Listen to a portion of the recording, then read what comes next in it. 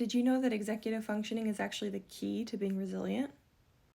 And hey, if you're new here, I'm Dr. Lefko. I'm your guide to all things executive functioning, and I help you turn brain hacks into real world success. Have you ever noticed that two people can experience the same exact experience, but perceive it completely differently? Resilience refers to our ability to bounce back after a stressful or unexpected event. Cognitive flexibility, or our ability to think fluidly about how we perceive things or the reason for things, is an executive functioning skill that's at the heart of resilience.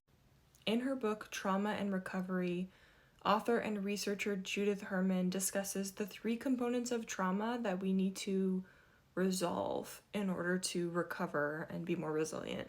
And yes, I would include recovery as a form of resilience.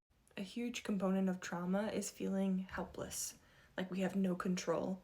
So therefore, the opposite of that in how we recover from trauma is regaining a sense of control and autonomy.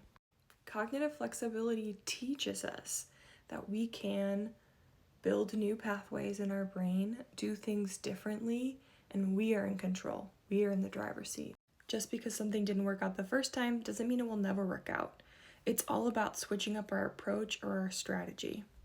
Number 2, trauma can be a huge disconnect from our narrative or our story of ourselves. Therefore, trauma recovery requires us to reintegrate ourselves into our story. Cognitive flexibility helps us retell our story in a different way. With trauma, we think about it in one way, but part of the healing and recovery process is rewriting that narrative. And finally, the third part of trauma that Judith Herman highlights in her book is a reintegration into the community, which is the opposite of what caused the trauma, a complete separation from our community.